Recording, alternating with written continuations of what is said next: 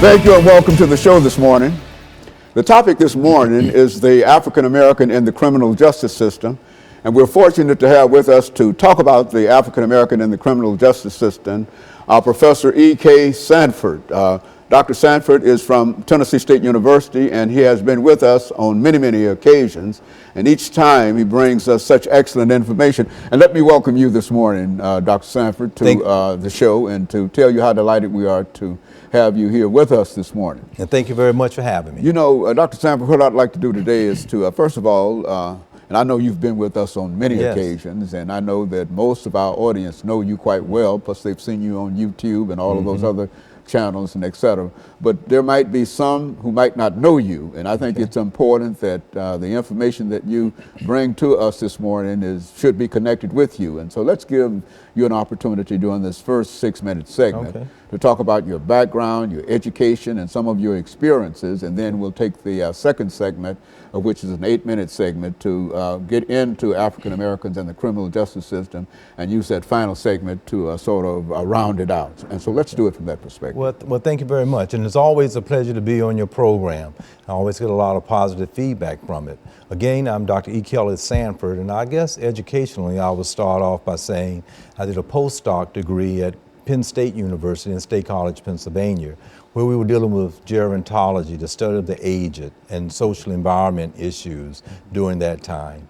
I finished my doctorate degree at Howard University in Washington, D.C., where one of my primary interests was that of social gerontology, the criminal justice system, and social stratification.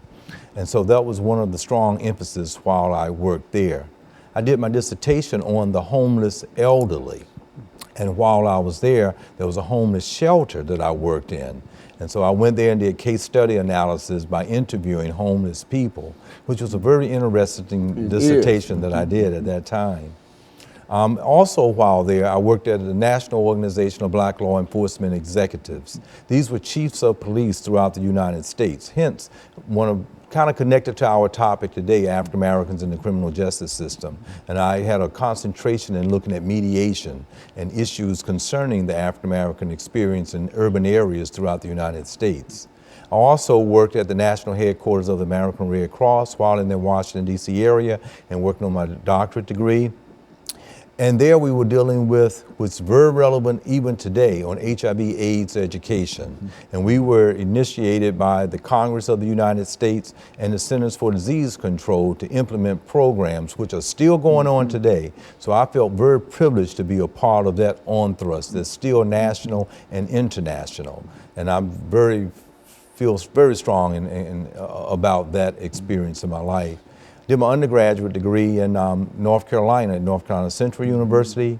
I also did courses at UNC in Chapel Hill and worked on a very interesting project on school desegregation at Duke University while I was working on my master's degree, on looking at student motivation and student retention at institutions of higher education. But I am from North Carolina, and then from that point I was from leaving Howard and Penn State, I went to the University of Montana, where I was a professor there, and then at Austin Peay, and now presently, as you mentioned, at Tennessee State University. I've been here for over 15 years. Dr. Sanford, you've got so much information, and just talking about your experiences and et cetera, I see so many topics that comes out of all of that information and et cetera. But let's look at the criminal justice system today. I think we're going to have our first commercial break in about a minute and a half. But let's sort of lay down some information in reference to the criminal justice system. We'll have our first commercial break, and then we'll come back and we'll continue that for the next 8 minutes. Absolutely. Well, you know that our society is made up of 10 major institutions, and that of the economy, the family, religion. All of those are primary institutions: the government, the military, our medical system, and the criminal justice system falls under that as well. So it's a very important issue that helps control us within our society in which we live in. So sociologically, it's going to be exciting to be able to look at it and think in terms of how fair it should be, but the inequities that causes some of the disparities that still exist within our society today. Very good. And so we're going to have our first commercial break, and we're going to come back and we're going continue this discussion of African Americans in the criminal justice system. And we'll be back with you following this very, very short commercial break.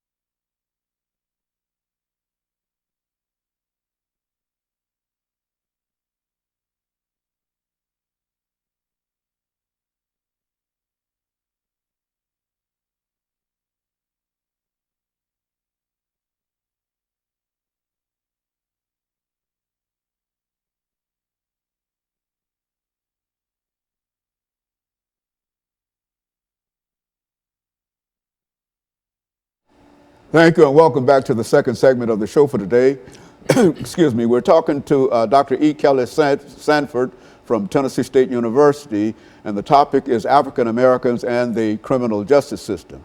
And of course, Dr. Sanford, before we had our first commercial break, we promised that we'd give you an opportunity to talk about the criminal justice system and African American systems from any way you decide during this next 8 minutes. Let's do it from that perspective. Okay, thank you very much again.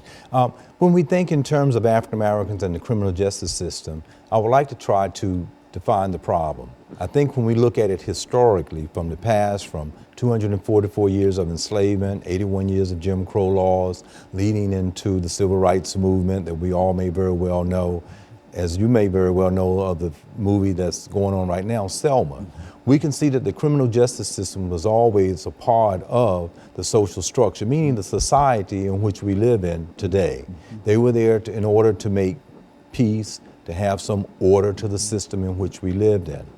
I think the question that I bring to the table today, when you're thinking in terms of African Americans and the criminal justice system, looking back at slavery, to what degree was that order to control people in an inequitable way, in a way that was unfair? And to what degree within that same system, as we have come forward, is there still unfairness? So you're talking about an institutionalized type of system that's supposed to be objective, that's supposed to bring fairness to everyone within the community in order to maintain a stable society.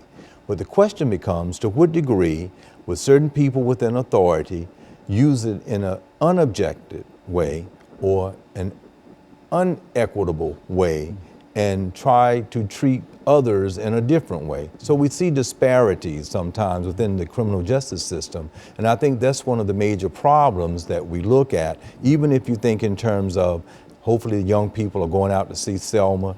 As we talked a few minutes ago, you actually were there and lived it yourself. Many others have as well. And so you saw how the criminal justice system at that time would do unjust things toward other citizens of the United States. So today when we think in terms of some of the issues related to the criminal justice system, we see a lot of inequity that still exists, unfairness in a system that people are paid through tax money to be fair toward all, but we can sociologically see the unfairness that still exists. And I think that's one of the major problems that I would like to try to stick with and talk about today. So I want to talk about Trayvon Martin, the Eric Garner, the situation that happened in Cleveland. Very good. How you bring in systems that's supposed to be fair and humane, but incidentally, because of a pattern, treat others in indifferent and inhumane ways. So I think that's the problem that we have to see. Now, Henner has a book entitled Critical Constructionism, and he tries to get us to see an issue and a concern when we see a reoccurring pattern. So when we look back over the number of years of our life, or let's just look at the last decade, we may have had many instances where minorities were mistreated and the public would see it, there would be a little outcry, and then it would pass over. I feel what has happened in this case, you had the Martin case, you had the Garner case, and dealing with technology today, there it was on tape. People could see it. People could see a human being lying down with his head pressed down and saying, I can't breathe, and people who his taxpayer and others' taxpayers' money paid for them to do that particular job saw them be inhumane toward another human being. And so you saw the outcry. So why do we have to get to that point before we can use some logic, some rational thought in how we might treat our criminal justice system? So the question might come, is there justice or is it just us, meaning certain groups of people that might be treated in indifferent ways? So I think it's very crucial. Or just us. Yes, yeah, meaning African Americans, or we can spread it to other minority groups. But yes. you know, in other words, you indicated that that group is singled out in a real sense more than in determining their justice compared to other folks' justice. That's right. Yes, yes. And so, and indeed, that's what we are finding, because I'm trying to contextualize the point that it's supposed to be a fair system. If everyone is going the speed limit, then everyone should be treated the same way. If you don't go the speed limit, then you'll stop. But so now if you're in a situation where there's a young kid and with the Trayvon Martin issue, or if you have a gun and you have a police officers there, do you have to shoot someone like that? Or if you shot someone one time in the Brown case and he falls down, do you have to shoot him 6, 7, 8, 9, 10 times and more? And then you find the same verdict that we would have found during the Emmett Till or during the Selma film and when incidents like that occurred. So anytime you find any ethnic group that's standing up for justice and righteousness, you find that in many instances that same system might do something against them. And so we have to really be aware of that. Going back to Henner, how do we see when a certain pattern exists that we can then see that it's a problem? And that's what I'm trying to suggest today, that within our criminal justice systems, as great as it does to keep order and to maintain order, it also has its defects in it, and we need to understand that those problems exist and see if we can solve them. Now, a larger issue I would like to say, because it's kind of intervening. I just witnessed and heard in the presence at Vanderbilt University the past ambassador Andrew Young, and he mentioned— I'm sorry, that happened, Andrew? Well, I'm sorry to hear that. Yeah. No, he didn't pass. I was just happened to be in his presence when he spoke the other day. Very good. Yeah, he spoke when he brought up the issue. He brought up the issue about then. the Ferguson issue. And in there, he just didn't see it as being race-related, but he thought it was much more related to the circumstance in Ferguson. And he gave an example of his being mayor and changed the whole criminal justice system to be fairer, and he had better outcomes. So he was calling for that. But Higginbotham at Harvard University would say that race is still a fundamental part of social structure. And so while I see the poverty that's there, if you look at Ferguson, you see a 60% population of African Americans, but then when you look at the criminal justice system, you see just 1 or 2% of people on the force. And then one should be able to see that there's a disparity that's there with inequity, and then try to do something about it. That's the pattern I think Henner would indicate to us that we should be able to see, that it's going to be a perpetual motion of injustice within that type of system. So we just happen to see the reoccurrence of it over and over again. And now our president, our government has said we need to send someone down there to spotlight it, to look at it in more detail. Even though they got off, we need to look at it. Well, it's just a matter of time where it's going to reoccur again because it's a part of the social structure, part of the system. So we need to do something about that system because the injustice is just there, and I think by understanding it, then we can get the fortitude of a large number of people to try to change it. Because, yes. So, Dr. Sanford, we're going to take this second commercial break, and then we'll come back and we'll allow you to continue our discussion. And we'll be back with our audience following this very, very short commercial break.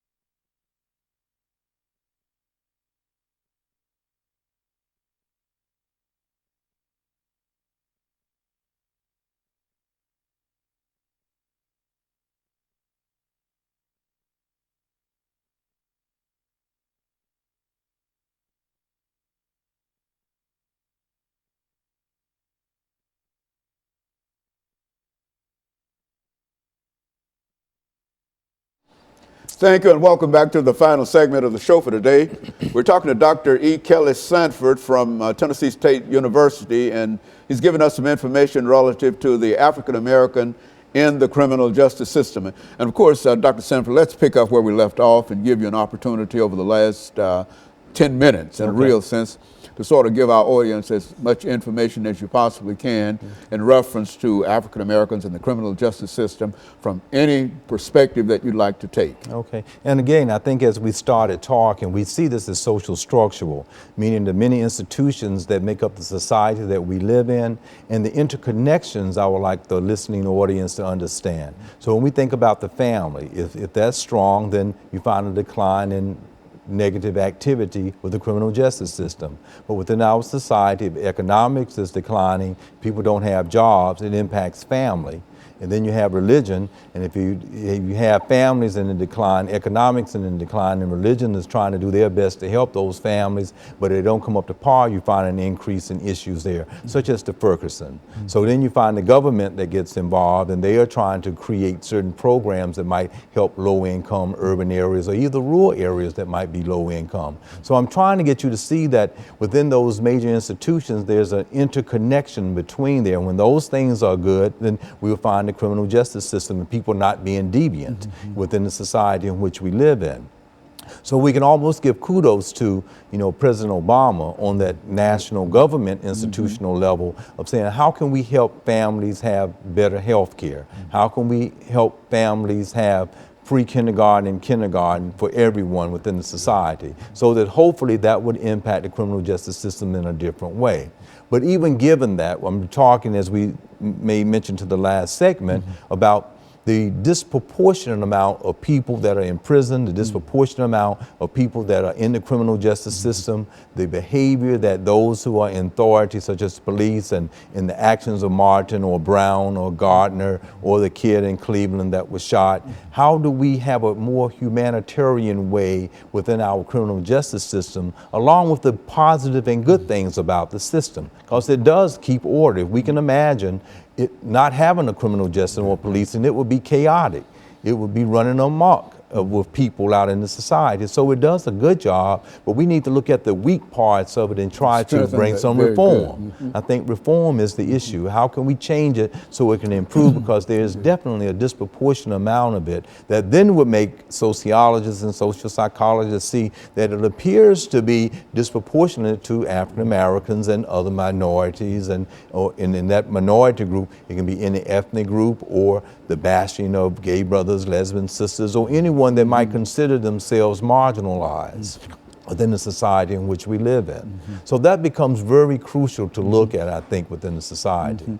You know, Dr. Sanford, let's look at some of the solutions. I would imagine that you've been involved with a large number of folks dealing with solutions and et cetera. Yes. Let's use the rest of this time to think in terms of how do we move toward solving some of the issues that we have here. Certainly we can't do it on this show, yes, but at least give us some ideas to the path that we could possibly take in terms of trying to bring some answers to some of the problems that we have. Yes. Well, just as I would like to share as I open up with my experience of working with the National Organization of Black Law Enforcement Executives, just as this chief of police here in Davidson County convened with other ministers, and we had a discussion about the Ferguson issue so that people could have some clarity about community type of service from policing and how that could possibly not occur here and be proactive. So one of the solutions, I think, is having a good community relationship with authorities such as the police officers and the mayor and that group of people, so that we can have some continuity on understanding the issue, the concern, and the problems within the community. Second, coming from that framework of law enforcement agencies, we have to understand that really there is a lot of deviance because of the low income, because of family breakdown. People are being deviant. They might have more weaponry out in the community than even the police force. So I can see how they can go into situations and be very fearful when they go in there. I think we would be too. But that said, how can we then be proactive in taking a change within the criminal justice system to get our mayor and the governor to understand that we improve conditions within the social structure, meaning the communities, and helping families, and being innovative programs and innovative policing. How can we improve those conditions? A third thing, of course, is that a solution is that, of course, education. And I think from pre-kindergarten through high school, how can we better inform our kids about what happened in the past so that we can have a better type of society presently? You know, here we are, we've talked about the movie Selma. How can we get people to go and talk about that, see the connection as to what occurred during that time is very similar to what we're watching right now that has happened with Martin and Garner, and what happened with the whole issue in Ferguson with the Brown case. And or going back early at the Emmett Till case, 1954-55, or during the Civil Rights Movement. But the issue today or is during Nat Turner's insurrection, which is to say that that's, and I think you've said that. That's right. It's a part of American institutional kind of thing. Very good. Absolutely. From slavery to now, we've seen some of those same patterns. And so we need people who are in authority to understand those patterns so that then they can look at the present system that we're in and then bring about change. As recently as last night with President Obama, he mentions that in the State of the Union, that we might have different perspectives on looking at what happened in Ferguson or the Brown case, but if we can deconstruct it and at least come to some commonality of what we agree on, we might be able to make some advancement, and I think that's another solution as well. But we have to understand the issues and concern, understand the patterns, and see that pattern, and then have some solution to it. And then understand that race is still a part of social structure. It's a part of the American value system. When we think in terms of how we value education, how we value science and going to Mars, people in America value racism. I mean, it's a part of this society, and we have to understand that to then say we still need programs deal with it to once deal we with understand it. that, Absolutely, right? but you have to understand. It's not going away, but you can mitigate it by with certain programs and certain attitudes and understandings and acceptance. Absolutely. Very good. But we have to understand it as a solution. And what has happened here in America historically, we like to sweep it under the rug, so to speak, or not to have a true dialogue. When I say true dialogue, I mean we have to understand the terms, the concepts of what is prejudice, what is stratification, what are some of these disparities of someone who has and someone who doesn't have. One of the questions I might ask sometimes in my class, why would someone spend $15,000 to $20,000 to send their kids to a first grade, second grade elementary school, so that they can be in a social environment where just the kids are reinforcing learning in the same way. They don't have to be ostracized by trying to be a good student. And that's what they are spending it for. Can't be too much content different. But how can we have systems like that that can help that infrastructure of everyone that goes to the public schools in the same way? So that would then help the criminal justice system. There might be some interplay with police officers going into the public just in their regular clothes, helping out with coaching, helping out with doing it so they can see that authority figures are there to help, not to be someone, an agent against them. So we need to come up with innovative types of solutions, and I think it's all in the understanding of it, the history and the social science of understanding the problem as a system. And Dr. Sanford, let me thank you over the last minute or so that we have here dealing with this problem, because I think you've been here before and we've talked about it from this perspective, but I think that you do bring a fresh and a new understanding in terms of some of the things that that happened that had some impact upon the system itself. And I want you to know that I certainly appreciate that, because we've dealt with this, as we've said, on many, many occasions. And I think that over the last 30 years, it's always been the same, African Americans in the criminal justice system, and et cetera, and et cetera. But I think that people might be coming to an understanding. And I think it's because people like you and others have been able to bring a different perspective in terms of some of the issues that we have to face. And that's why I want to thank you and for being here with us today. And let me encourage our audience to tune in again next week for another informative edition of Comments. Thank you and good morning.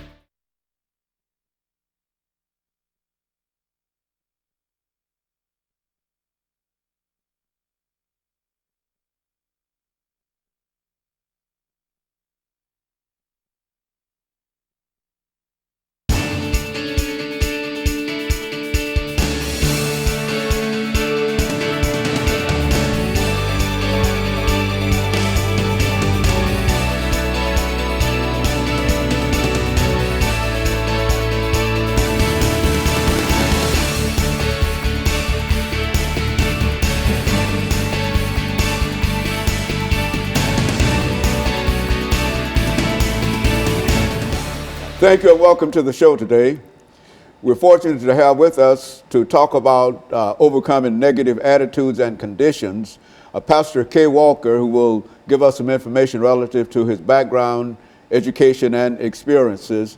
Ms. Sonia Brown, Minister Sonia Brown, who will also talk about some of her experiences from her book, From Prison to Praise.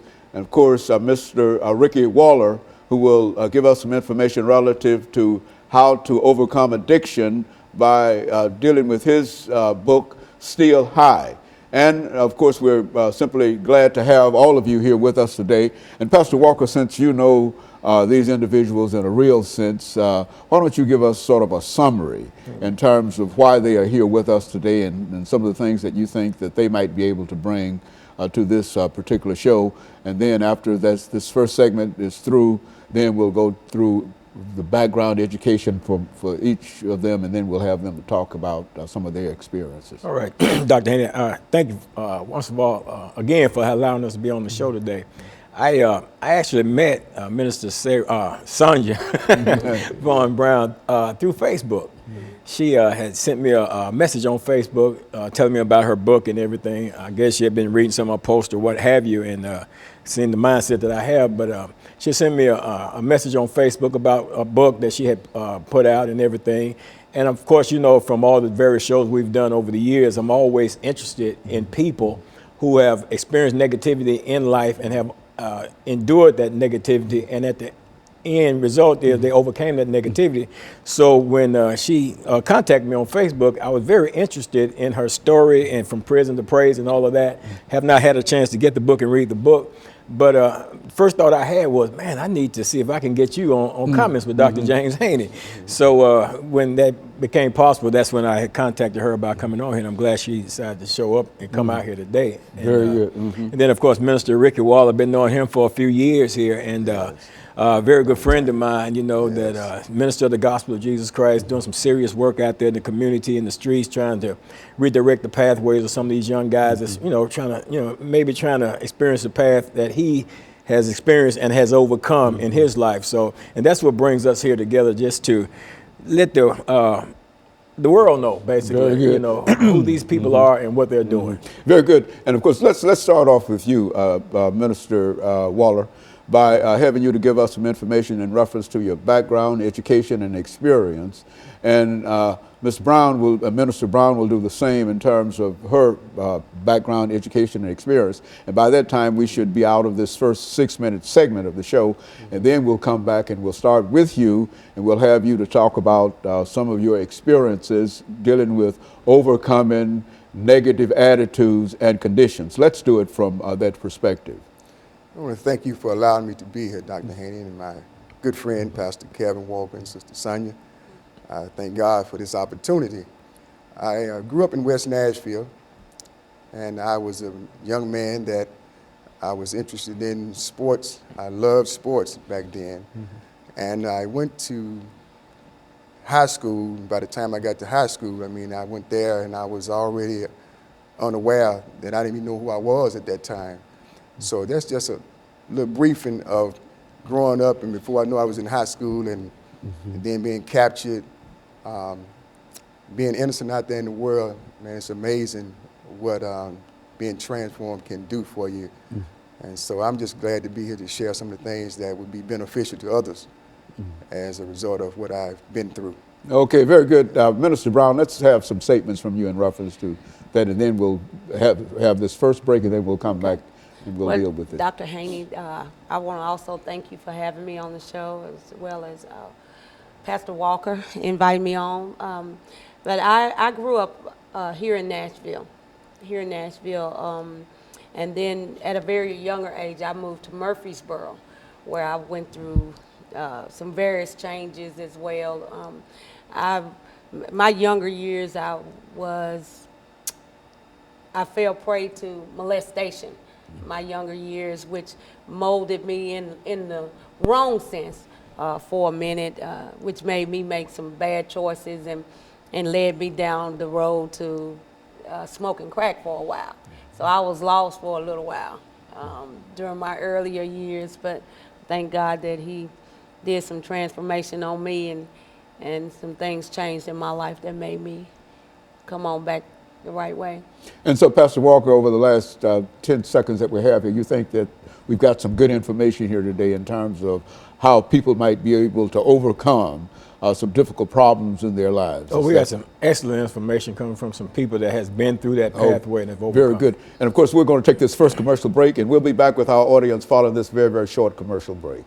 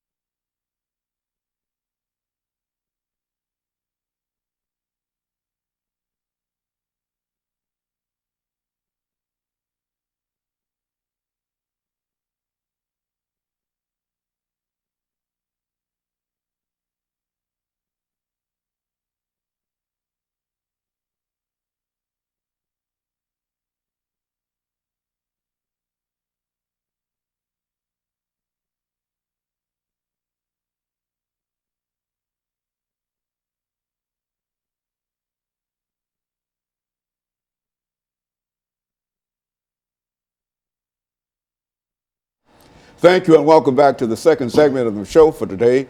We're talking to Pastor Kay Walker, ministers Waller and Brown, in reference to their abilities to overcome negative attitudes and conditions. And let us start with you, Minister Waller, and give our audience some information in reference to your book and how you came to write that book and some of the experiences dealing with the book. And of course, Ms. Brown will do the same, and then we'll have Pastor Walker to sort of summarize that aspect of it, and then we'll be through with this second segment. All right. What happened with me with this book, when it came out, it was as a result of me overcoming the lifestyle that so many people are caught up into, and that is the street life. The street life is a trap that I didn't fall in, I didn't walk in, I ran into it because it was so attractive. And it's amazing of the things that a person can see and could desire it, such as I did as a little boy playing out in the yard with my basketball, just as innocent as I could be. And I saw guys standing on the corner, and they looked like they was enjoying themselves. They were styling, they were profiling, they was laughing, they was celebrating what they were doing. But they had no clue that there was a young boy watching them that happened to be me. And no matter what I was doing in the yard, I continued to watch them, and I was playing with my ball. I continued to watch them, and I got better with my basketball. And I became so good with the basketball that I thought maybe that's what I would pursue. Little did I know the power that I saw with what they were doing was more stronger than the basketball I had in my hand.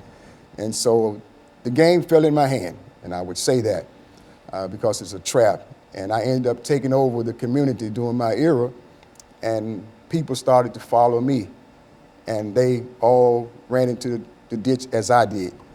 But God brought me out, turned my life around, and from being addicted for 20 plus years of my life, and now I've been delivered for 22 years.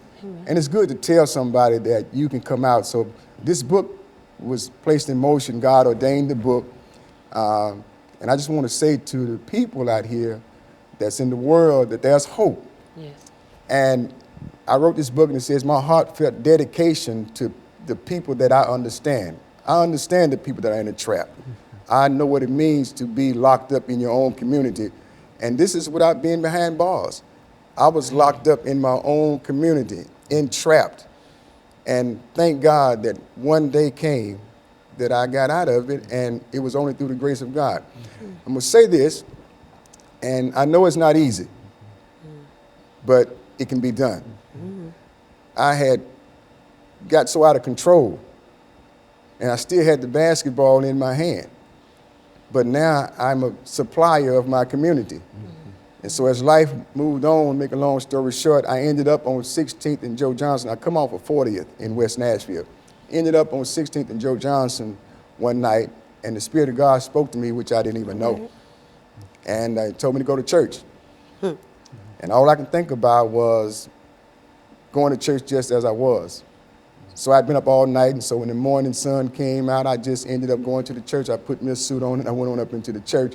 But the thing about how I went, I brought my trouble with me, because I used to hear people say trouble wouldn't last always and things like that. So I brought drugs with me to the church and did drugs in the church and things like that, because the pain was so severe, I was willing to try anything except what I've already been doing. So that's just the take about this book, man. And I thank God that he inspired me to write this book so it can help a generation of young people, as Pastor Walker was saying. You know, he's a very good friend of mine. I'm very inspired by what he has done before me. And it caused me to just continue to push on, because he spoke about God a lot. And I knew then, I said, now here's a man that speaks about God no matter who's around. Right. And I was inspired by that, because when I was on drugs, I used to do drugs everywhere I went. I mean, that's just the way, it was a way of life. I did it every day. I was addicted. It had control of my life.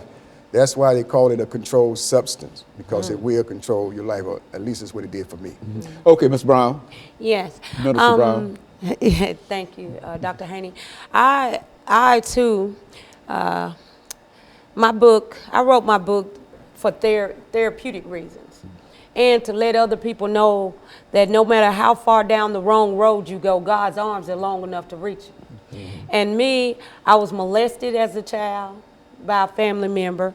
Then I married at a young age, 16 years old, and married to try to get out of the house, and happened to marry a pedophile, and he impregnates my 13-year-old babysitter, and the baby born on my birthday, and so I was too young to deal with any of that.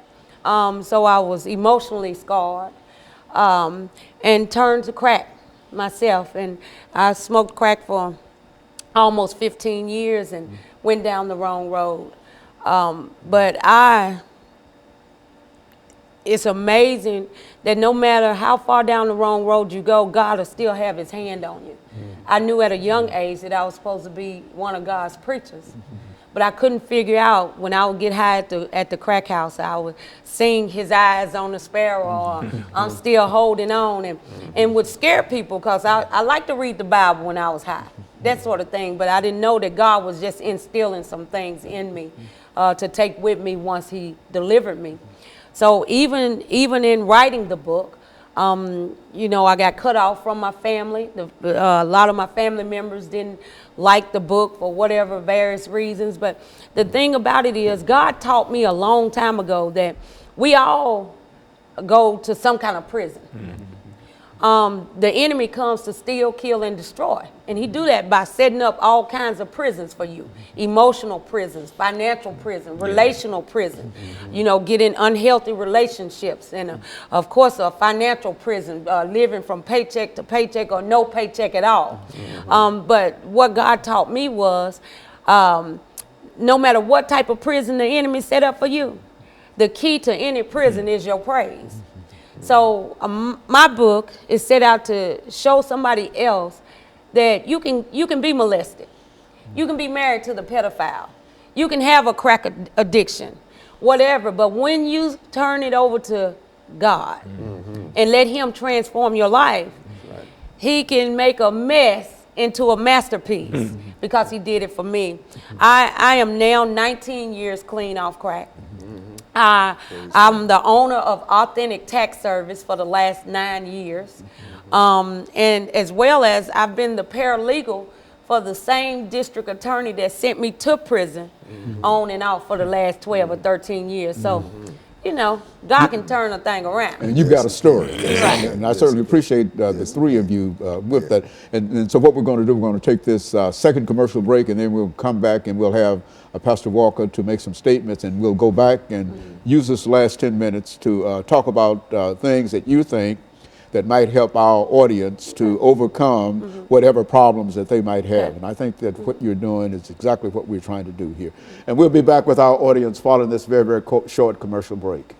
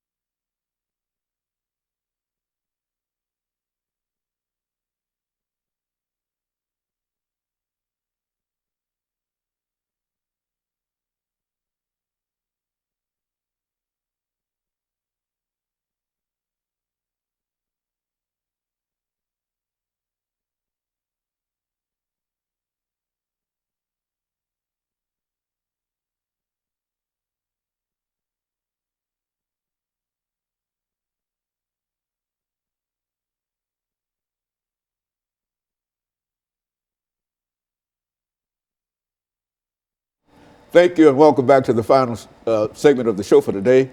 We're talking to Pastor Kay Walker, Minister Brown, and Minister Waller in reference to overcoming negative attitudes and conditions. And let's see, Pastor, let's start with you by having you to make some statements in terms of some of the things that we've already talked about, and then we'll have Minister Waller to give us some information, and then come back and let Minister Brown end it for today, because I think she's got some extraordinary kind of information that's chilling in a Yes, real sir. sense. Let's start with you then. Dr. Haney, you know, a lot of times people that get caught up in these various types of traps in life, they caught up and they don't realize that there's a way that they can overcome them. You know, of course, my own story, you know, people know, you know, no shame in my game about my 17 plus years of drug addiction and being set free from it for 28 years now, because God's power, you know, stepped into my life and broke those chains of bondage. And to know that there, not only myself, but there are countless numbers of others whose God has stepped into their lives and broke the chains of bondage, you know. And a lot of people don't realize, you know, especially like in Minister Waller's situation, he was addicted to the lifestyle of selling drugs before he got addicted to the actual drug itself. That's it. Mm-hmm. So there's an addiction that goes along that a lot of people don't even realize, that they're just addicted to that lifestyle of making money, the fast money, making so many thousands of dollars a day and stuff like that, that it's so hard to break those chains. I mean, prison has a way of breaking it for you when they put you in there. Now you go from $1,000 a day to 17 cents an hour, you know, working in the prison system. But, you know, but the reality of it is that a lot of people are entrapped, and that's why we have shows like this, so that people can understand that there are people that have gone through what you've gone through, and they have not despaired, they have not given up hope, but they have actually made a decision, turn their lives to God, and allow God to guide them through the processes of life and bring them to places that many of us would not have even imagined when we was caught up in the midst of our madness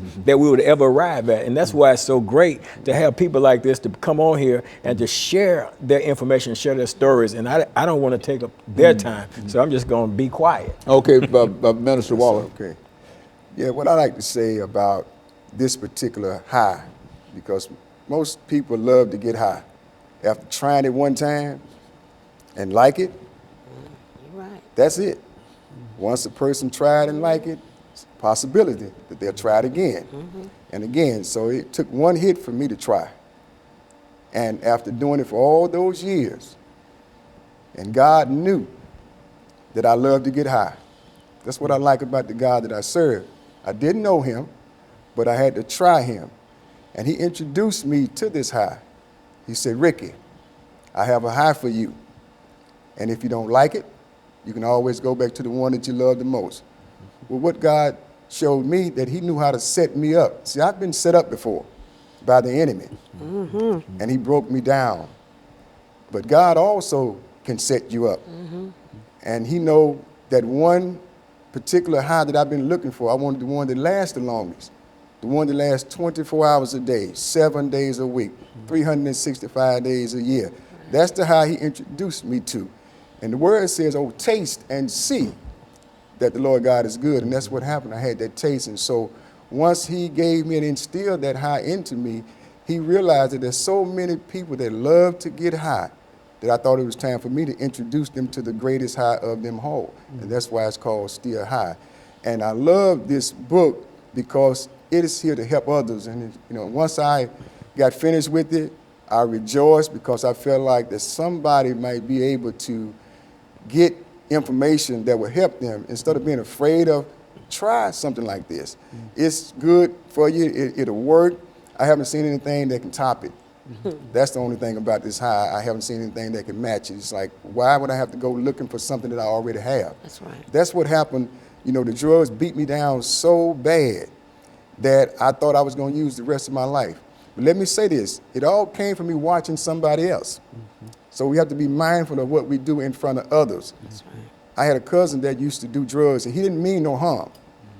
But he needed someone to go in the bathroom with him while he tied the sock around his arm, and just so happened, he chose me to do it. And I got excited about it, because once I tied the sock around his arm, he would take his instrument out, and take some water and put it in a top, put the powder in it, light a match up under it, and I was excited about what I saw.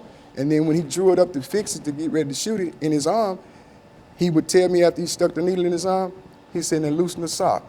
And then he would push it in, and then he would take it out and turn around and look at me.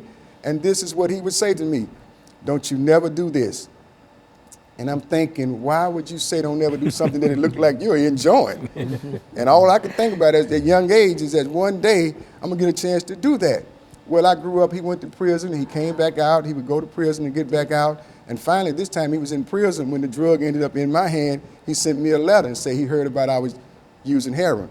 I didn't know what I was gonna say when he got back because he didn't stay very long. He was a thief. They don't keep you very long when you go out stealing. So, but anyway, when he got back, I shared with him, I said, yeah, I'm doing it, but I'm not doing it the way. I never stuck a needle in my arm, but I snorted it for all those years, and it gave me the same result. It beat me down. Right. Yes. Mr. Brown, Minister Brown. Well, from prison to praise, I just want everybody to know that whatever prison you're in, just learn how to praise your way through. You know, the book is actually available on Amazon or Barnes and Nobles because it's very anointed. Because I've been through so many different prisons. Like I said before, the molestation and everything. But the good part is about where I am now. Because I learned how to praise my way through. I'm an entrepreneur.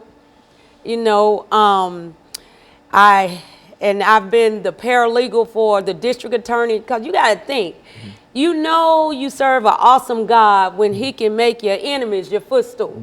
The same district attorney that sent me to prison is the same one that I was working for and still do some work for from time to time now, as a matter of fact. But that just goes to show when we learn how to praise our way through, God can turn some things around for you. Because life will try to beat you down and make you think that I can never do any better, that I'm so doped out that this is all, or even the things you talking about, watch what we do around other people. Even when we've heard so long, you're going to grow up and be just like your daddy. You're going to grow up and be just like your mama. Well, the buck stops with you. Any generational curse that has been bestowed upon a person, we cast that out. Because when you learn how to praise, you can praise your way through any prison that he done set up for you. And there was a lot of things in my life that I had to overcome. Even with me opening my business up. And I feel like I'm pretty successful. I've been open 9 years. I own a tax office, and it was amazing because in order for me to get my tax office, I had to turn in my fingerprints. And I knew that my fingerprints wasn't no good. But the same district attorney that sent me to prison wrote a letter about my integrity. Wow. And sent that in appeal because they turned me down at first. You know, the woman saw my fingerprints. She was like, you can't open no tax office. But whatever God had for me is for me. That's right. So my old boss, Attorney John Price, love him dearly. He wrote a letter and appeal to the IRS on my behalf. And they overturned the decision and allowed me to open up 9 years ago. Wow. And I've been going strong ever since. I think we do about 1,000 tax returns a year. So, and I'm the best at it. Let me tell you. That's why I named it Authentic, because I'm the real tax place. But people need to know that God can turn some things around. He can turn some things around, but sometimes we get so, the world beats us down so that we think that we can't do any better, but I beg to differ. No matter how far down the wrong road you go, God's arms are long enough to reach you. Pastor Walker, let me thank you for bringing these individuals by here to talk about overcoming. And I think that the information that they are given is information that can go very far in terms of helping others. And I think that they've been an inspiration not only to themselves, but they've been an inspiration to me as well as my audience this morning. And so let me encourage our audience to tune in again next week for another informative edition of Comments. Thank you and good morning.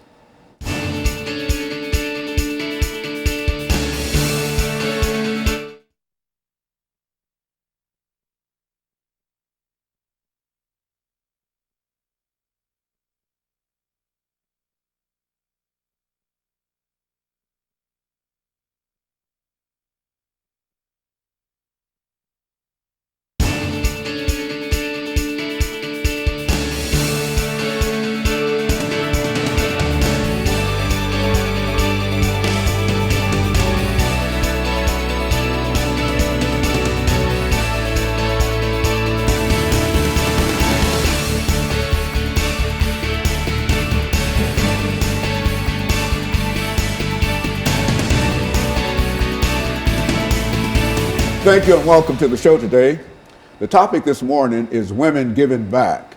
And we're fortunate to have with us 3 women that are indeed giving back to the community and helping others.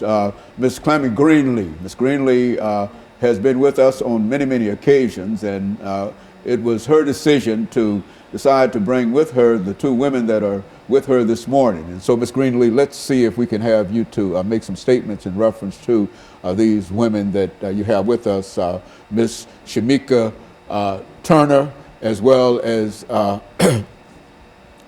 Ms. Pinkerton, and to give us some information in reference to them, and then they'll give us some information about their background, education, and some of the things that they're involved with and why they are giving back. Let's do it from that perspective. Yes, sir. First of all, Dr. Amy, let me just thank you for having us beautiful women on your show this morning. Just want to thank you. But yes, I'm honored to do this here. This is my beautiful, beautiful friend, Shamika Turner. She's has her own organization, Lounge Heart Awareness, which she will be talking about, and the lovely, lovely Thelma Sunshine, who has her own catering business, which she will be talking about. And it's women that's giving back to the community never stopped. And I just wanted to show how important it is to see people that don't really be out there to get recognized, that it is soldiers out here that has a heart that wants to give back to the community. And this is why we're here. Very good. And let's start with you, Ms. Turner, to have you to give us some information relative to your background, your education, and some of your experiences. And then, of course, Ms. Thelma Sunshine will give us essentially, Pinkerton, will give us essentially the same kind of information in terms of her background, education, and experience. And by that time, we should have used up the 6 minutes, and then we'll come back for an 8-minute segment. Let's start with you. Okay, thank you, sir, for having me here today. And Clemmy, thank you for giving me this opportunity. I have a background in criminal justice administration. I have 2 degrees, a master's degree and an undergraduate degree from MTSU. And all of that is being worked now, not in the criminal justice field, but in giving back to the community. What I've done is taken that education and coupled it with fitness, with the actual food that God has growing for us in the earth to heal our bodies, to help grow strong bodies. And so I take all of that information and I use it in the community to share the information and to just help other people get to their healthy being. Very good. And of course, Ms. Pinkerton. Yes, I'm the 7th child of 8, born to Miss Doll Harris. I'm a nursing assistant and a